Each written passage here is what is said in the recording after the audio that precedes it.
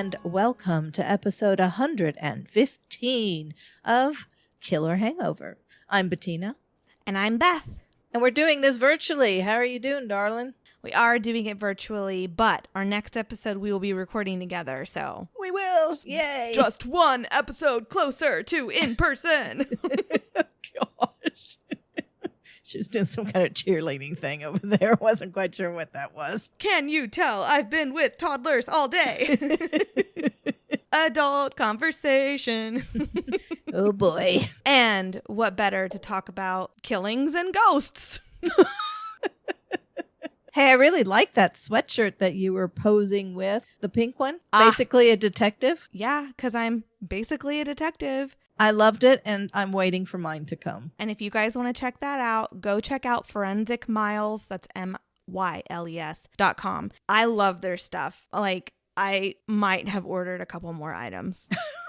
And I know it's summertime, but that sweatshirt it's so soft and it's and from pink what and I read, so cute. They just get softer every time you wash them. They're so soft. I'm very anxious. I'm getting the black one. But besides my soft sweatshirt and I lit my cappuccino candle and I poured myself a cocktail. So I am so ready for this episode. Mom has the true crime this week. I have the paranormal and the cocktail, and it's delicious. What is it? What is it? What is it? I don't get to drink it, but what is it? Okay, I just lied. I don't know if it's delicious. I haven't tried it yet. I made it, but I was going to give my first sip on the podcast. So okay. Maybe it's not delicious. We shall find out. I am drinking the Jack Rose. And I think we've steered away from the state thing, like the state cocktail. So we've kind of gone with the theme of our paranormal. Yes, we've kind of gone with that because, I don't know, I feel like we can find more drinks that way. And I think it's creative. It's more creative this way. I love it. I've had more fun doing it this way. I want to tell you why I picked this cocktail, but you're going to have to wait till my portion for why. Okay. But this is the Jack Rose cocktail, and it was really popular in the 1920s and the 30s. It's supposedly sweet and tart. The recipe called for 2 ounces of Applejack. And I was like the cereal? Like, I didn't know what what that was. So I Googled Applejack, and it said a good substitute would be Calvados, Calvados. And I went, no idea what that is. So I Googled that. And I even Googled, like, can you use apple bourbon instead of Applejack or Calvados? And essentially they're the same thing. Okay. The apple bourbon is? Apple bourbon and Applejack and Calvados are the same exact thing. Okay. I Googled it, and apple brandy comes from France, and the most common apple brandy is Calvados. So it's kind of like that whole champagne thing that you did, like champagne and sparkling and all that. Okay. And Calvados is the Normandy region of France where that liquor originated. Okay, cool. So Applejack is an American liquor. All right. And it gets its name, of course, from apples, but also from the jacking process where they freeze, distill, and like makes kind of like a hard cider, and then they remove the ice. Okay, so it has nothing to do with Jack Daniels. No, it has nothing to do with Jack Daniels. So an Applejack is essentially an apple liqueur. So I can use apple brandy, which is what I used. And you and I both love that. We did. Yeah, we do. We really love that E&J apple brandy. Straight up. Straight up. So I used that. I hope I didn't lose you guys, but 2 ounces of Applejack or Calvados or apple brandy. Then 1 ounce of a lemon or a lime juice. I did lemon juice. And then a dash of grenadine. You shake the ingredients together in a shaker. You strain into a chilled martini glass. Nice. Da, da, da, da. And then the website I'm on, mixthatdrink.com, the exact words I thought would thrill you. No garnish required. I was going to say, no need for garnish. Whoop, whoop. It says, no garnish required, but a slice of apple or a twist of an apple peel would be the choice for it. No ice. No. Okay, Nope. I'm about to drink it. All right. Sweet? No. Oh. I would probably add like a simple syrup or something to get some sweet. It's very, very tart. Even with the grenadine? Yes, because it's just a splash of grenadine. Oh. And an ounce of the lemon or the lime juice, and then 2 ounces of Applejack. It's pretty tart. It's not bad. An ounce of lemon would be pretty darn tart. Yeah. It's really not bad, but I think if I were to make this cocktail again, I would do a little bit of simple syrup. Okay. Wow. But you're not going to toss it down the drain. I'm going to toss it down my gullet. Cheers. That is tasty. Cheers. I'll cheers you with my water. I'm not drinking anything tonight. All right. Are we ready? We are comfortable and ready. All right. Okay. To begin with, I don't know how I get these twisted stories. I mean, there was a time there where you were like telling stories about kids all the time. You remember that? How could I forget? Now I'm on this streak about just twisted stories. I mean, I chose the Sherry Pepina case, so I'll take the credit for that one. And I chose it because it was so weird. But then you told me to look into this case that I'm going to do. And I know that you know about it, but maybe not the insides of it. I'm talking about the Lululemon murder in Bethesda, Maryland. Yep. So I'm sure many of our listeners have heard about it. I was not familiar with it. So that's why it was interesting for me to look into this. I'm excited for this because I remember the case. Like I remember the case in general, but I don't remember all the little details. So I'm really excited to hear this again. Okay. Because you listened to an earlier podcast on this many years ago. Yes. I think you said. Yeah. Okay. Listeners, you're going to find out a little thing about me. Beth is real into brand names. I'm not saying she wears them, but she's very familiar with brand names. My mom is not a fashionista. I am not. Okay. Full disclosure, I hate to shop. I hate to shop. My little brother and I, Michael, we love to shop. We love to go shopping. My mother hates it. I have no idea where we got it because we could go and shop all day. And my mom is like, I need a winter coat. I need a winter coat. I need a winter coat. But I refuse to go out and get a winter coat. That is my mother. My mother had the same winter coat for probably like 30 plus years. I remember her in the coats that she's wearing today when I was a little kid. Well, the thing is, you get coats that will never go out of style, and then you can wear them forever. Unless you get too big to wear them, which, And there's nothing wrong with that. There's absolutely nothing wrong with that. But I am a bit of a fashionista. I love it. Yes, and so is your brother. So when you said Lululemon, Well, Yep, you're proving your point right there. I just kind of looked at you with a really stupid look, and you said, oh, Mom, it's a big name brand. Oh, yeah. Probably one of the reasons I didn't know about it is, full disclosure again, I am not an athlete. Never was, never will be. I claim it. I own it. Now, I do walk a lot. You know that. I love to walk trails, and I love to do that hike and that kind of stuff, but I just don't like to do anything else. That being said, I do not like yoga or anything like that. And athleisure wear. The Lululemon, now I like wearing like yoga pants and stuff, but Lululemon is like top of the line athletic wear, especially like yoga type stuff. I think I have like 2 of their pieces, and that's only because my Aunt Chris gave me a gift card for my birthday one year. Oh, really? Yeah. See that? I didn't even know that. And I love the pieces I have, but they are a bit pricey. Yeah. The company was founded in Vancouver, Canada in 1998. So it's relatively, new. I'm sorry. She's choking on her drink. It kind of burns. It's kind of like a sweet tart. That's exactly what this tastes like. It tastes exactly like a sweet tart. Exactly like a sweet tart. I am not even exaggerating. Yes, I did choke, but... Okay, I don't... It tastes like a sweet tart. Okay, moving on. It's a newer company. I am listening. 1998.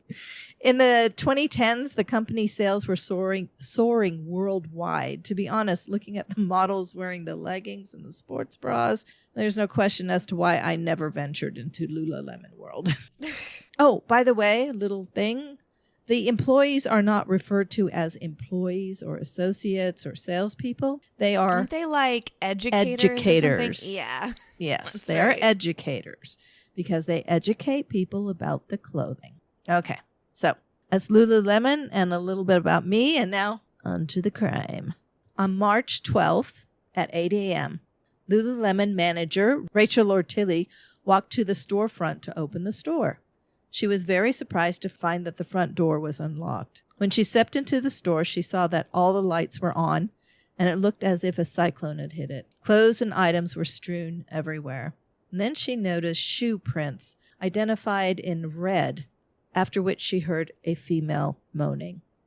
Scared, she ran out of the store and enlisted the help of a man who was waiting outside the Apple store, which was right next door. As he entered the store, Rachel called 911. The man who entered the store probably later wished he had waited to purchase that Apple product instead of waiting in line for the Apple store to open. Because what he saw will probably stay with him for the rest of his life. There was blood everywhere. There was a woman lying on the floor of the bathroom. Her arms and feet were bound by zip ties. She was beaten up, cut, and not speaking. But every now and then she would moan. She was alive. Next, he discovered another woman's body lying on the floor of the back room by the exit door. She was not moving or moaning. She was lying in a pool of blood, with blood splashed everywhere around her. It looked like there was blood spray going up as far as 5 feet up the wall. Oh my gosh. This was a murder scene. Police came quickly, as did EMS. The woman in the back room was identified as Jayna Murray, a 30-year-old finishing her master's degree in business administration at Johns Hopkins University in D.C. She was born 22 November 1980 in, do you know that? She was born in Wichita, Kansas. Oh, I had no idea. And she grew up in Texas. There was so much blood on her and around her that it was impossible to say how she actually had died. That was going to have to be identified by the medical examiner. The other woman, the one found in the bathroom, had her arms zip-tied above her head. There was blood on her and around her, but the amount was nowhere close to Jayna's scene. Her clothes were torn, and there was a torn or a cut slit in the crotch area of her pants. It looked like she had been sexually assaulted. The woman was identified as 28-year-old Brittany Norwood, who had just a month ago transferred to the Bethesda Lululemon store from one in Georgetown. Oh, gosh, darn it. She said nothing at the scene. I mean, she didn't talk to anybody at the scene. But later, when interviewed by Detective Dmitry Ruvin in the hospital, she told the story of what happened. And this is what she said. She and Jayna, who was filling in for another educator, so Jayna wasn't even scheduled to work that night. Shoot, this is like the Burger Chef murders. Exactly. But she had been called, and so she filled in. Her and Jayna were working with the store manager in the afternoon and into the evening of the previous day. Okay, so the day before they were found. The manager left at 7 p.m., leaving Jayna in charge. Jayna and Brittany did not know each other very well since Brittany had just transferred and they'd only worked together a few shifts. They closed the store at 9 p.m. and started cleaning and getting the store ready for the next day. They talked some as they worked. Everything was fine. The women left the store and locked up at 9:45. At 9:49, Brittany called another educator from the store and asked for Jayna's phone number. She had left her wallet at the store, she said, and wanted to call Jayna to meet her back at the store so she could get her wallet because she didn't have a key. And her wallet contained a Metro card for her ride home. Remind me about that Metro card, okay? Just as a little weird thing about it. Okay. Jayna agreed to meet Brittany at the store. They entered at 10:05. The women were surprised and terrified when 2 men entered the store right behind them. The men wore all black and wore black ski masks. That's That's another word I have trouble with. Ski masks, which covered their faces. One was a bit taller than the other. That was the only description Brittany could give them. Oh my gosh. It's like the bearded man and the non-bearded man. Yeah, and the two Hispanic women that supposedly abducted Sherry Papini. That's right. The men proceeded to separate the women. One took Jayna back to the back room, and the other had Brittany. Brittany was told to empty the till and the safe. The man then beat her and cut her with a knife, then went on to sexually abuse her, yelling racial slurs at her and calling her all kinds of names. Meanwhile, she heard terrible noises coming from the back room. She knew Jayna was in trouble but could do nothing about it. The man then tied her up, and both men left the store with the stolen money. Now, interestingly enough, police did find surveillance footage of two men who looked to be wearing ski masks walking by the Lululemon store around the time of the murder. But after looking into the footage, police found that the men were workers at a nearby restaurant, and they always walked by the store on their route home. Oh, shoot. So they didn't capture, was there any surveillance No, footage they in have the store? no evidence about these guys. I mean, they thought they got lucky with the footage, but not that the footage really showed much at all. I saw it. Detective Reuven, after questioning Brittany and looking closely at the aftermath of the attack, just felt something was off. You know, those... Well, Obi does too. Let me put my dog out. Why are you so excited, big guy? What's he all excited about? I don't know. One of the things that really stood out was how Brittany described the men. Racist, rapists, robbers, and murderers. I mean, could you get any worse? These are super, super, super bad guys. Also, if these men were as they were described, why didn't they carry any weapons? I mean, what did they use? What was this planned? What did they just happen to be wearing ski masks as they walked down the road? Yeah. You know, there was just so many weird things about it. It is weird because like they had already left. It's not like they knew that the store closed at 9 and then waited around. Maybe they had planned to rob the store and they knew they had left, and so they were surprised when they came back for the wallet.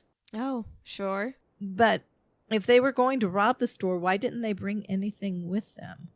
It looked like all the items used to injure and hurt the women were from the store. Even the zip ties that were used to bind Brittany were from the store, from a package in the back room. And why did the bloody shoe prints, which were from a size 14 men's tennis shoe, why were they only found in the store and not heading out of the store? So they were just walking, you know, the bloody footprints were just walking all around in the store. Another interesting thing about that is there were just two prints in the store, and that was Jayna's and the bloody size 14 shoe. There were no other footprints. Not even Brittany's? Not even Brittany's. And the size 14 shoe, there was only one. Right, and there's supposed to be two men. Right, exactly. Brittany was called in for another round of questioning the following day. She stuck to her story. Didn't change anything. The police found Jayna's car in a parking lot 3 blocks away from the store. What they found added even more mystery to this. Brittany's DNA, as well as Jayna's blood, was found in Jayna's car. When Brittany was brought in for yet another interview, she adamantly swore that she had never been in Jayna's car.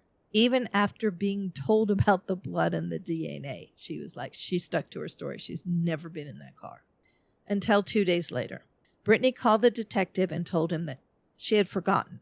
But she was, in fact, in Jayna's car because the attackers had told her to move it since it was parked in a no parking spot, because Jayna was just going to open the door for her, grab the wallet, and leave, right?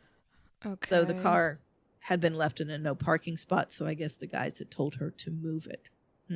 Why wouldn't she tell police that earlier? She said she just forgot it because of all the trauma. They told her they knew where she lived because they had seen something in her wallet, her bills or something in her purse, and so they knew where she lived. and they would kill her there at her house if she didn't come back. So, okay, big question. Why didn't she notify the policeman that she drove by on her way to the parking lot? She didn't flag him down. She didn't do anything. Or why didn't she drive directly to the police station? She said she was scared. She told the detective she was scared to death and she thought that they were going to kill her. And so she didn't do any of that. So she parked the car and then walked back to the Lululemon store. And how far away was this car parked? 3 blocks. Why? Why was it parked? Why did she park it so far away? Because there's a parking place there. There's a parking lot. She probably parked it at the closest parking lot.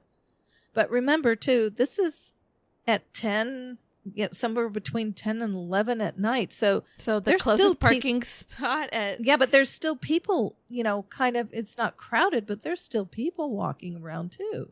It's not totally deserted. I don't know the area. It's a very upscale area with wine open bars shopping mall and restaurants and stuff. There would have been people walking around. Okay. By this time, there was plenty of evidence directing the detectives towards Brittany as the killer. So here is what really happened. Everything happened just as Brittany said it did, up to when the women were ready to leave and lock up the store.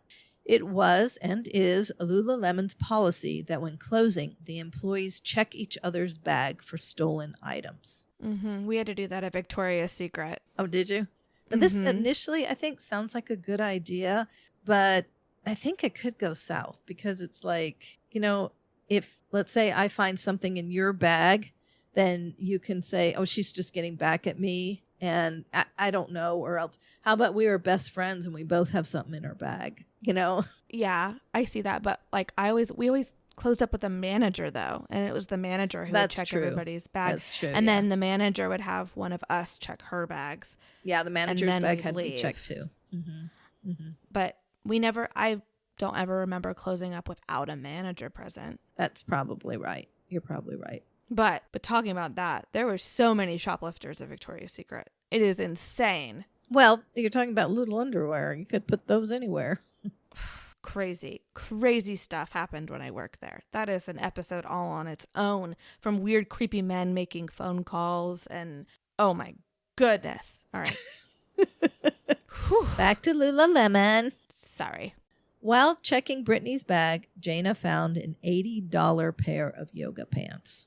Brittany swore that she had purchased the pants, but looking through the day's receipts, Jayna could not find the sale of the yoga pants. She looked at all the day's receipts? I guess so. I mean, she had to prove that she didn't buy them, Sure. The theft was actually not unexpected. According to several sources, Brittany was suspected of stealing merchandise as well as money, but there was no hard evidence. Store managers had even thrown around the idea of putting hidden cameras throughout the store just to catch Brittany. Oh, no. She unfortunately had a history of stealing. A little bit about Brittany. She grew up in Washington State, and at high school in Federal Way, Washington, she was actually described as a funny, kind girl. But more than that, she was known for her exceptional soccer skills. Because of her skills as a defender, she was offered a soccer scholarship from Stony Brook University in Long Island, New York. But she lost that scholarship and was kicked out of school in 2003 for stealing from a number of teammates and classmates. Shoot. Yeah.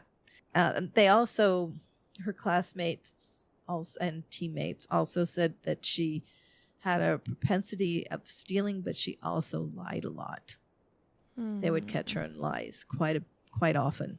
Well, how was her home life? She had older brothers and sisters, very good mother and a father. Her brothers and sisters were very successful. Her parents were successful. Yeah, that's interesting. You just always wonder, like, sure, was she just not getting enough attention at home, right, where she was acting out to get attention elsewhere, which is really sad because then that just like stays with them as they get older. And then, but I don't know when she started this. Right. I don't know if she started in grade school or whether she started in high school or what. Right. Or maybe she just started when she was going to college. I don't know when she started this behavior.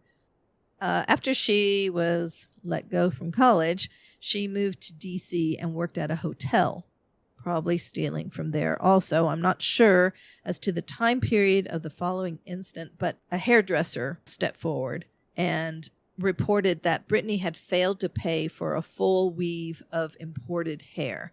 Now, you can probably tell me that's probably really expensive between the service and the hair itself. So expensive. Hair, if it was real hair especially. It was real hair.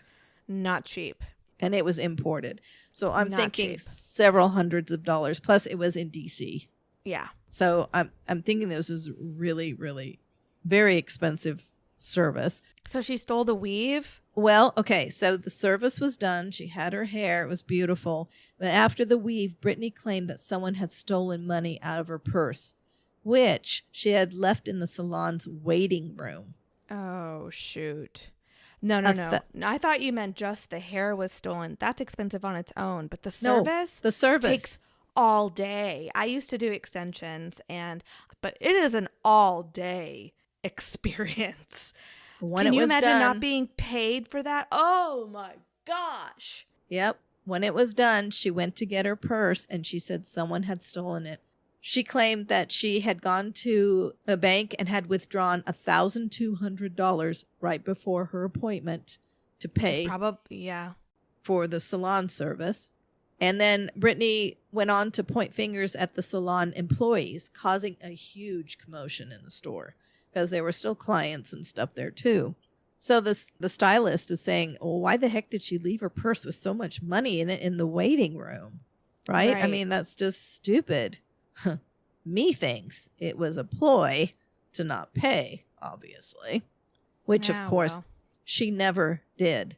She told the stylist said, just go, you know, and Brittany said, okay, I'll pay you. I'll come back and pay you later. Well, she never did that. So she got away with all that. I hate stories like that. That's just gut wrenching. I hate that. Brittany spent only a few months working at the hotel and then started working as an educator at the Lululemon store in Georgetown. And this was more down Brittany's alley. She wanted to one day own a gym and be a personal trainer. It's very probable that Brittany stole merchandise and money from that store also. And before she could be caught, she transferred to the store in Bethesda. I mean, looking at her trail, I'm pretty sure that's what happened. Her track record, yes. Back to the fateful night. After closing the store, the women parted ways. Jayna called the store manager about the stolen yoga pants. The manager told Jayna that the theft would be dealt with the following day. Now, maybe Brittany wanted to right her wrong, or maybe she wanted to plead with Jayna not to tell the manager about the theft. I don't know. But she called Jayna, telling her she had left her wallet with her Metro card at the store. Now, whether she did or not, don't know. That's never, I didn't see that anywhere. Did she have her wallet with her, or did she really leave it at the store? If she did leave it at the store, was she thinking ahead by leaving it at the store? I see what you're saying. Yeah. Oh, gosh. I don't know. Jayna agreed to meet her, and they entered the store at around 10:05. It was shortly after that employees at the next door Apple store, remember I told you it was right next door, heard loud voices, banging, and screams. They heard a woman's voice asking, "Don't do this. Talk to me. What's going on?" Then later, what sounded like the same woman saying, "Help me, God. Please help me." Oh, jeez. No one called the police. How? None of the employees. How do you not go and check and see what's going on, if anything? Oh, my gosh. Did they not want to get involved? But that's the thing. If everybody just never wants to get involved, And then, you have to remember, these were stores on the high-end part of Bethesda. Violence was just never happened in this area. So maybe they thought it was just drama happening at the Lululemon store. I don't know. But when you have somebody crying out, "Help me, God, please help me," that sounds a little beyond drama to me. Yeah. Yeah. That's just that's another part of the story that you just want to... After killing Jayna, which, by the way, lasted 15 to 20 minutes, and we know this because the Apple Store employees knew the time. that it was Oh happening. my gosh, they even knew the time. And much of that 15 to 20 minutes, much of that time, Jayna was alive. Brittany moved Jayna's car to the parking lot. A policeman saw her sitting in the car, which she did for about 1.5 hours. So she just sat there for 1.5 hours. It was probably after she killed, well, obviously after she killed Jayna, sitting there thinking, well, crap, what am I going to do to get out of this? You know? But what puzzles me is she still had to walk back to the store. She must have been covered in blood. Yeah. Was she not seen? Well, she could have easily like stolen a jacket or something to cover herself up. I mean, there's clothes everywhere. Covered with blood. I know she There could was have changed blood. her clothes. There's clothes everywhere though That's that she true. could have just That's changed true. her clothes. She was in a off. clothing store. So, Yeah. Mom, Lululemon sells clothing. But nobody said anything about her not wearing. Nobody said anything about her bloody clothes. To tell you the truth, I never read any reports about that. Well, even if somebody saw her, nobody would even report it because nobody's even reporting screaming happening next door. No kidding. After she got back to the Lululemon store, she got busy. She tossed clothes and racks, removed cash from the till in the safe, put on the size 14 men's tennis shoe that were in the store. I mean, they were for sale in the store, and tracked blood throughout the store. So hold on. I have to ask this. Why and how did she kill Jayna? Like, I just don't understand how it got to killing her. We don't know because she's never actually told anybody what really happened. Maybe she was so scared of getting caught because then she would be chucked out of the Lululemon, and this was her way to get her, training. I don't know. Maybe she just lost it. Maybe they did get into a fight, and then Brittany just lost it. I don't know. I have no idea why. Don't know. After she walked around the store with the men's shoes, she superficially cut her head, face, and hands. She cut her shirt, and then she cut that slit in her pants. She bound her hands and feet with zip ties, which, in fact, the zip ties did have her DNA on them from her spit, and laid on the bathroom floor, waiting for morning and the opening of the store. So wrap your head around that. You have brutally, and I will tell you how brutally she killed this woman. And then there's blood everywhere. And she zip ties herself up, and she just lays on the bathroom floor waiting for morning. She's literally desperate, though, for anything at this point. Like, she's got to tell a story. This is the story she's going to... And she's got to go through with this story. She's got to stick with it. Yeah. So from like 11 o'clock, 11:30 to the next morning at 8, she laid there. Okay, I've informed you of what happened after that, when she was found and they called the police and everything, except for the fact that because Brittany wasn't talking, detectives called her brother Chris in to talk to her at the last interview. So this was the 4th interview, the one that Brittany actually called and said, "Oh, yes, I do remember. Let me come in and talk to you." And at this point, the police already knew. Yeah. I'm sure. And so now they're just waiting for a slip up of where they could confess. really... Yes. Yeah. So the detectives called in her brother Chris to talk to her, hoping for a confession.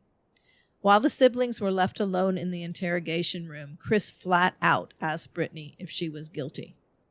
Her response, "I don't want to talk about it here. We just go home. I'll talk to you at home." That's what she said. She also kept asking if they were being recorded. And Chris's response was no. And even if they were recorded, the recordings could not be used in court. Wrong, Chris. Did he know that he was wrong, or did he think No, he really thought he was right. Oh, shoot. It's like, dude, you were in an interrogation room. I don't know what crime shows you've been watching, but... You are in an interrogation room. I mean, you're already there, dude. He then went on to give her pointers. Pointers? Yeah. For example, he made her aware that when she lied, she had a tendency to look down. So he was giving her pointers of how to conduct herself, basically. So can't he get charged with like conspirate or No. like working no. with her? No, because she never confessed to him that she did it, but he had an inkling. Well, I have an inkling just from saying I don't want to talk about here me being recorded. I'd be like, you did this. When their older sister Marissa showed up, Chris told her that Brittany had confessed to him in a roundabout way. Yeah. So basically, he was giving her pointers because he knew that she was guilty. But this was his little sister, and I see that's that.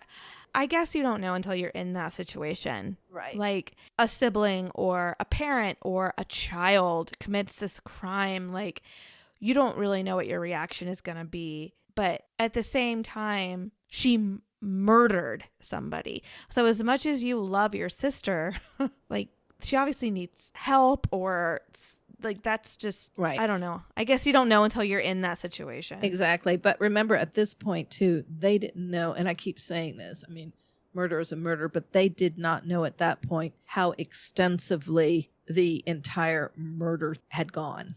They didn't know all Brittany had done to Jayna at that point. Okay. They just suspected that she had killed Jayna.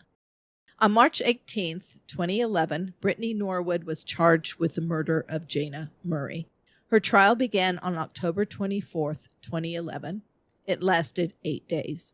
One of the people on the stand was Deputy Chief Medical Examiner Mary Ripple. She told the jurors that there were no fewer than 331 injuries on Jayna's body. Oh my gosh. Which came from at least, probably more, 5 different weapons. This is sick. Also brought to the jury was that the weapons were all from the store, mainly from the store's toolkit.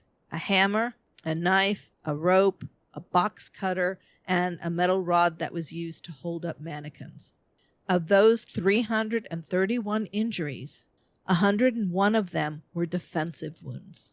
Oh, jeez. This is how it was determined that Jayna was alive during most of the attack. That and the noise that they were making, but also the extent of the defensive wound. Okay, this just makes me even more pissed off at the Apple Store people. 331 wounds. And obviously a fight was definitely being had with over 100 trying to protect herself. That's not just little bits of screaming. Can you imagine how loud that would be? I mean, they were screaming. And then Jayna was screaming in her horrible pain. And she died in the back room right up against, just close to the door, the exit door. So she had tried to fight her way out of the door. Over 331 wounds. Oh, if you hear something, say something. Like, oh my gosh, that is so... That's awful. What eventually killed her was a stab wound to the back of her neck that severed her spinal cord and went all the way into her brain. Jayna sustained such horrific injuries that her family was not able to have an open casket at her funeral. So what caused the attack? The stupid dang yoga pants, maybe? I don't know. But the brutality, she could have stopped any time during those 20 minutes. She could have stopped. She not only didn't stop, she grabbed other instruments, other things that she could use to kill Jayna. Just think about that. No, it's horrible. It's absolutely horrible. She had to stop for a minute to grab something else. So why in that minute didn't she? It hit her. What the heck am I doing? Unless she was so, I don't know. Needless to say, I got pretty worked up looking at doing this. There was so much evidence that pointed to Brittany being the murderer that her defense actually admitted that she did kill Jayna, but it was second-degree murder.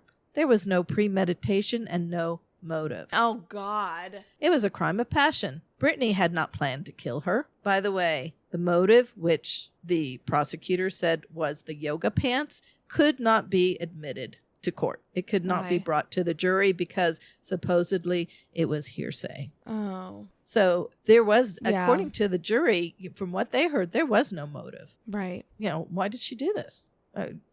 She had no motive. So, but even with the motive missing, the prosecution had plenty of evidence and used it to point to first-degree murder.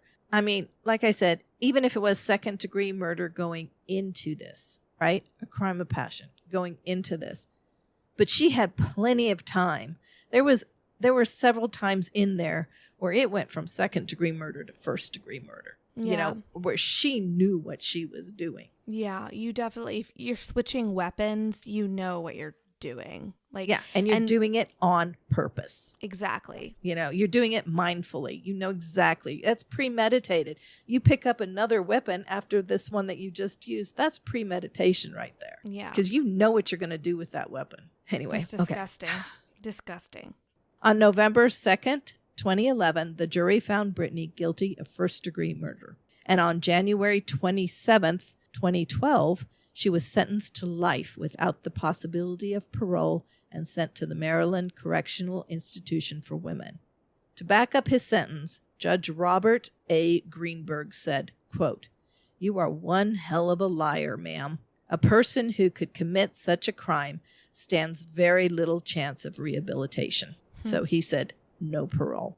In early June 2014, Brittany and her attorney filed an appeal stating that she had never been read her rights and the testimony was flawed. Oh my God. But on April 29th, 2015, the appeal was denied and her sentence upheld. So, sorry, Charlie. Meanwhile, Jayna Murray, the incredible young woman who loved life, loved to travel, was adventurous, intelligent, and had an amazing future ahead of her, is still very much missed. Her murder left an unfilled hole in many people's lives. Now, I like, have you ever, Dr. Grande is on YouTube. He talks about crime. I like to listen to him. He covers like every case. He covered this one. And in his podcast on YouTube, he suggested that Brittany had a level of greatness in her mind that was the opposite of reality. She just didn't see reality as a whole. She stole things because maybe she deserved them. She thought she deserved them. She wanted to be a trainer, not a lowly employee at Lululemon. And the yoga pants were a little compensation for her bad luck because she deserved those pants. You know, it was just, he said, I'm not diagnosing her. I'm just thinking that maybe she has this personality disorder. I can see that. Perhaps even she sees Jayna's death as Jayna's own fault. Had she just let these pants go, had she just let me walk out of the store with these stupid little yoga pants, I would never have killed her. So it's like Jayna's fault. Brittany's life is a very good example how little crimes have a good possibility of escalating into larger crimes when not held in check. You know, nobody ever in Brittany's past would have said she was a violent person. Yes, she lied. Yes, she stole. But she was never a violent person. Everyone described her as being very kind, very nice. God, I wonder what, you know what? No, it doesn't even matter what made her snap. It was totally wrong. Like, it just doesn't make any sense. I think made her snap really pulls this whole thing together. She snapped. Yeah. Thank you for introducing me to that. I've been holding on to it, though. What is with the Metro card? Why am I supposed to remind you of the Metro card? So, I don't know names. According to the Metro card, it was from a prostitution center that helped prostitutes. So, it was thought that Brittany was working as a call girl or an escort or something like that also. Because of a Metro card? Because it had been used to go to that place? Or no, it had, Metro cards have your name on them. Right. But this one had the name of the prostitution. Of the center? Center. Mm-hmm. Yeah. It was just a center that helps prostitutes try to get No, I understand. Yeah. Like they know. have, like homeless shelters have, I'm sure, and then they fill it up like as an allowance for travel for work and stuff. That's interesting. I'd never heard that. No. I didn't know whether to put that in there or not because I wasn't, there were several sources that did say it, but then some sources totally left that out. So, oh, that's fascinating though. Not that matters, but I just do wonder if she was suffering with paying bills or, you know what I mean? Like living in DC? Yeah, probably. Yeah, that's true. She's sick. She's very, very sick. Ugh. Okay. Ugh. Are we are we ready? My drink is gone. Are we ready to move on? I'm ready whenever you are. My drink is gone. Oh, all right, everybody, shake it out. We're moving on. Yeah, shake out the anger, shake out the frustration. I'm telling you, though, this drink does taste like a sweet tart. I'm actually, like, I bet you could make it into a shot form. Oh, I bet you could. I bet you that's what. Bet you it's should. really... We're not even going to finish our sentences. It's really good. Okay.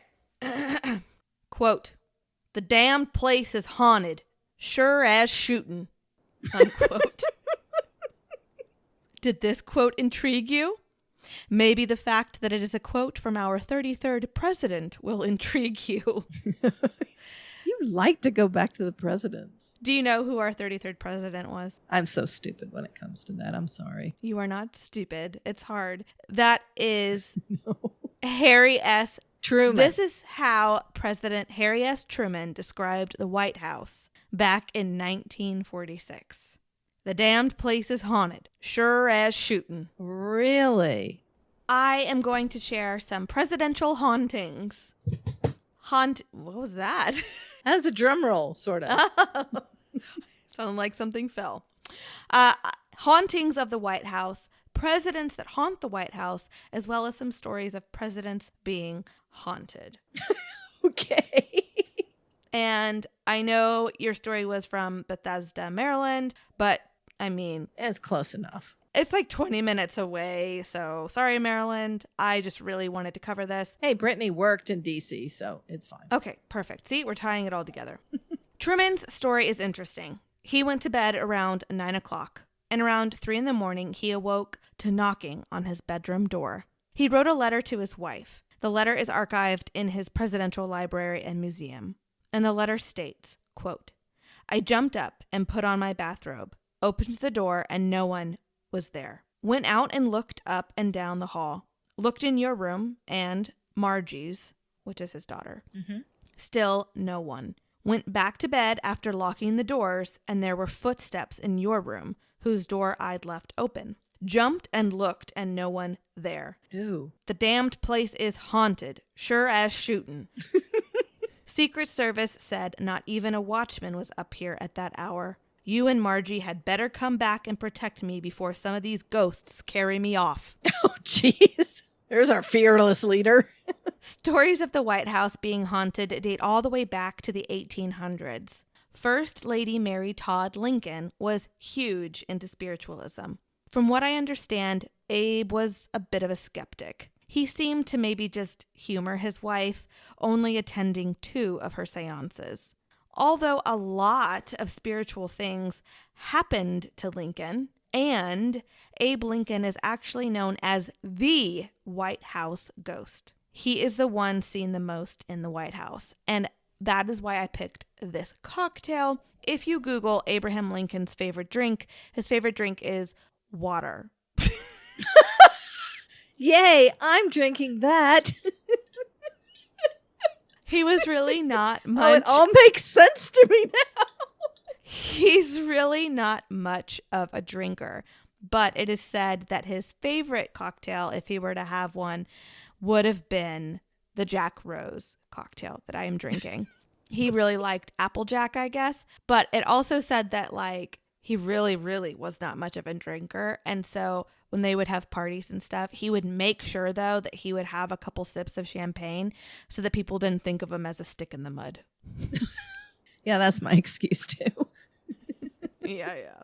According to WhiteHouseHistory.com, which is literally the White House Historical Association's website, I thought it was a very credible site. Mary Todd Lincoln did many spirit circles and seances in the Red Room at the White House. Oh, really? Keep in mind, this was the height of the Civil War, and spiritualism was huge. Right. This was like 1862-ish.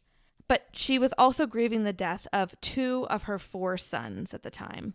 Oh.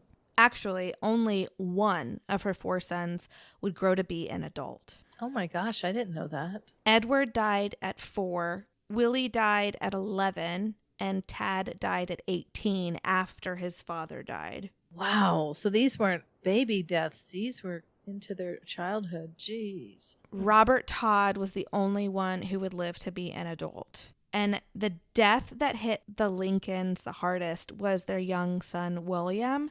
William died at the age of 11. Like I said, he had contracted typhoid fever, which I guess some believe that he got from contaminated water that was supplied to the White House. Mm-hmm.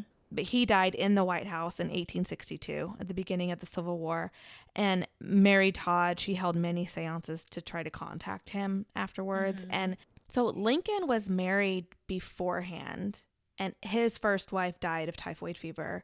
And then he married Mary Todd. And a lot of people say it was just kind of out of necessity. I don't really know. I didn't look into much of that. I didn't have a lot of time, but it really intrigued me. He lost a lot of people in his life. And I guess he had Abe Lincoln, like, man, he had quite the life, but William's death really hit him hard, like really bad. William is said to be seen in the White House a lot. He was reported being seen by the Grant administration in the 1870s. So probably like 10 years after he died, he was already being seen. Did you know, or have you ever heard of the dream that Abe Lincoln had foretelling his assassination? Yeah, I told it that one when I was talking about that one town and the train, Abe Lincoln's train goes through the town. And I thought you had. Yeah. Yeah. I just think it's so fascinating because he was not a believer in, he was really a skeptic in all this stuff, but yet he had all these things happen to him. Right. So I know Mom shared it. I thought you had. But literally 10 days before he was assassinated, he had a dream of a bunch of people mourning in the White House surrounding somebody who was dead. The person was covered with a sheet, and he didn't know who it was. In the dream, he asked a soldier that was standing guard who was the dead man, and the soldier replied, "The president, he was killed by an assassin." And this isn't the only creepy story about Lincoln.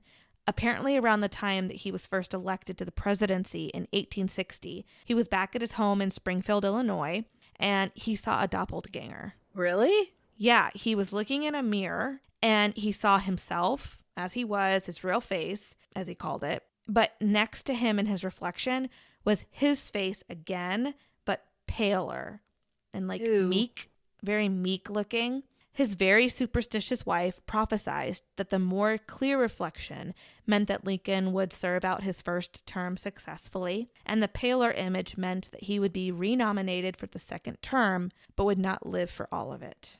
Oh my gosh. And so for somebody who was a skeptic, I just think that that's so crazy that these two things, I mean, those are a doppelganger. Those are huge. Scary. Yeah, that's scary. Grace Coolidge, the wife of our 13th president, Calvin Coolidge, was the first to see Lincoln's ghost. She saw him standing at the window of the Oval Office. He was staring out the window with his hands clasped behind his back. A creepy haunting, I think, that has to do with Lincoln is with Anna Surratt. She is said to be seen and heard banging on the doors of the White House, and she's heard pleading to see President Johnson to have her mom pardoned for Lincoln's assassination. So Anna's mom was Mary Surratt. Mary was convicted for being a part of the conspiracy which led to the assassination of Lincoln. Okay. She was hanged, and she was actually the very first woman to be executed by the United States government. And I think that was in like 1865. But her daughter, Anna, is said to be heard banging on, like she came to plead for her mom's life. And so her ghost still comes and bangs on the doors of the White House. Oh. Begging the new president, Johnson, for her mother's life. And I just think that's so scary. So creepy. Eerie. Very eerie. It is said that his presence was felt by Eleanor Roosevelt as well as many others in Lincoln's bedroom. But my question is like, yeah, sure, you feel a spirit, okay. But how do you know it's Abraham Lincoln? How do you know spirit? it's Lincoln? Right. And it's called Lincoln's bedroom, but it was never really Lincoln's bedroom. I think it may have been his office, but really it's called that because President Truman had a bunch of Lincoln era furniture put and he put it in that there. room. and named it Okay. Lincoln's bedroom, but it was never Lincoln's bedroom. And this is the room, though, that everybody feels Abraham Lincoln. Well, his stuff was moved in there. So his It's stuff would Lincoln have... era furniture. Oh, not even Lincoln's furniture? No. Oh, forget it then. Okay. I was trying to back him up. Stop trying to make fetch happen. It's not happening. So, although President Ronald Reagan's dog would never go into that room, and he would frantically bark at the entrance of the bedroom. And I don't know about you, but I trust that kind of stuff for sure. Oh, yeah. I don't know. Yeah. I don't know why dogs can sense that and stuff, but I truly believe they can. And if my dog's not going into a room, I'm not going into a room. Okay, moving on from good old Abe. More haunts according to whitehousehistory.org. Jeremiah Jerry Smith was a worker in the White House. He started as a footman in the late 1860s, but also worked as a butler, a cook, a doorman, and the official duster, which I wonder if that's as it sounds. I don't know. I didn't look into that, but it said he was the official duster. So I'm like imagining like he was the official duster. Like he walked around with a rag and like. No, with a feather duster, not a rag. Feather duster. Feather duster. Yes. He walked around the feather duster and he just dusted everything every day. That was his official job title. Is that what official duster is? I don't know. I mean, I wonder if that's really what it is. I should have looked into that. Sorry. But he worked in the White House for 35 years, and he claimed to see many ghosts while working there. Lincoln, of course, but also Presidents Grant, McKinley, and several first ladies. Dolly Madison protects the Rose Garden and is seen wandering it. Abigail Adams used to have her laundry hung in the East Room to dry, and many have reported the smell of wet laundry, and I'm not sure what that smells like, but wet laundry, I don't know, but people say they smell. So can you pick a room that you want your laundry to dry in? I'm wondering if the East Room had a lot of windows or something, but why wouldn't everybody dry their laundry there? I don't know, but Abigail Adams claimed the East Room as her drying room or her laundry room. That's so true, because ghosts are seen with like large laundry baskets and the smell of lavender, like lavender soap, fills that room. But yeah, you're right. Like, how do you know that that's Abigail Adams' laundry and not Dolly Madison's laundry? You know what I mean? You're absolutely right. No, I know what you mean. It's like, how many laundry rooms are there? I know. That's so true. Again, you feel Abraham Lincoln, and that laundry that you smell is Abigail Adams' laundry. Like, I know for sure. Okay, so this one gets me. Our 9th president, William Henry Harrison, he served only 31 days in office. He was really old when he was elected, and he died on his 32nd day in office as president. Jeez. He was the first president to die in office. Anyway, he was only in office for 31 days. Wow, Beth, I don't know how many times I need to put that in my notes. You guys get it? He was in office for 31 days. But he haunts the White House in the attic. Again, I don't know how people know it's him, but it said that President Harrison haunts the attic. Maybe he left something up there. I don't know. But for some reason, it is particularly him in the attic. Maybe they all have their designated rooms. Clearly. Thomas Jefferson plays his violin in the yellow oval room. Okay. Now, these are all older stories, right? Like, what about some newer ones in our lifetime? Well, I guess Reagan was in your lifetime, but yes. Anyway, newer stories and more music. Jenna Bush, president. Nada, nope. Daughter to President George W. Bush from 2001 to 2009, heard music, as she described, from the 20s coming from her fireplace one evening. I mean, it was loud enough to wake her up. She told her sister, Barbara, who didn't believe her. So she decided to sleep in Jenna's room the next night. And they were awoken to opera music. Like coming out of the loud fireplace. Opera coming from the fireplace. The girls were, of course, terrified and told some of the White House workers. And they were like, sorry to say it, but that's not news to us. We hear that all the time. Oh, that's a good story. Who's stuck in the fireplace? Oh, hold on. Okay. Music is apparently heard a lot in the White House. 20s music, opera music, and piano music. The piano music is said to be President Harry Truman, who was known to play the piano a lot. He loved the piano. And here's another fantastic, sure as shootin' quote from him. Quote, "My choice early in life was either to be a piano player in a whorehouse or a politician. And to tell the truth, there's hardly any difference." Unquote. Sure as shooting. Sure as shootin'. Okay, so this is creepy. First Lady Michelle Obama went to visit some school children for something or another, and for some reason started talking about ghosts in the White House. So this was reported in 2009. I know, that's what I thought. I was like, you're visiting kids, but let's talk about ghosts. This was reported in 2009. She said that she and President Obama often heard footsteps and strange noises in the hallways at night. So loud that they would have to go out several times to investigate the noises, finding no one there. And other times, she, as well as President Obama and their daughters, would be awoken at night to what felt like something was gnawing or chewing on their feet. Ew! Was it a cat? Some say it was maybe an old White House pet. But like super creepy. And like, why is she telling school children this story? Why would you tell kids that story? That is I mean, I could say know your audience, but even I'm terrified by something chewing and gnawing. That's from her exact quote, was something gnawing and chewing on her feet. That is so freaking scary. Like, I don't know about you guys right now, but my toes are curled right now just thinking about it. Yes. I'm looking under my desk going, well, crap, I can't say what's under there. I mean, it's just like the word snake, your toes like curl, like, or spider, your toes curl. Something gnawing or chewing on your feet. Like, that is terrifying. That was right after reading Winnie the Pooh. What?